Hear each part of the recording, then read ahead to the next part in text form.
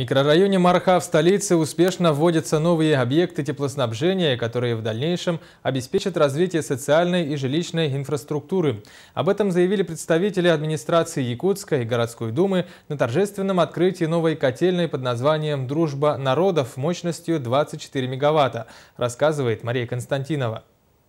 Из-за аварий в старых котельных дома Мархинского микрорайона не раз оказывались под угрозой заморозки. Но сегодня произошло радостное событие. Заработала новая котельная с высокой мощностью, отвечающая всем современным стандартам.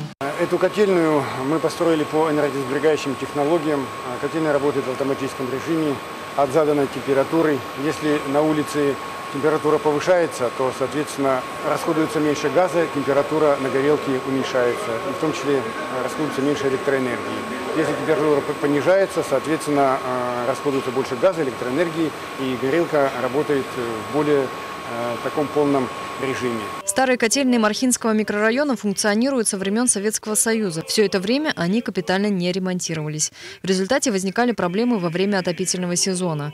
Но сегодня эта проблема почти решена. Новая котельная имеет такую мощность, что заменяет 3 старые котельные и способна выдержать суровую зиму Якутии.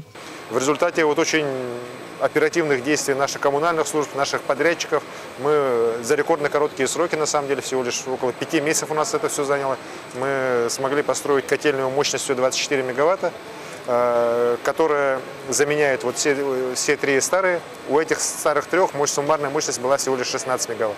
То есть мы практически в 1,5 раза уже повысили мощности на этой территории. Энергосберегающая котельная оснащена 4 котлами немецкой компании «Поликрафт» мощностью 24 мегаватта. А теплообменный пункт также отвечает современным технологиям и изготовлен финской компанией «Альфа-Лаваль».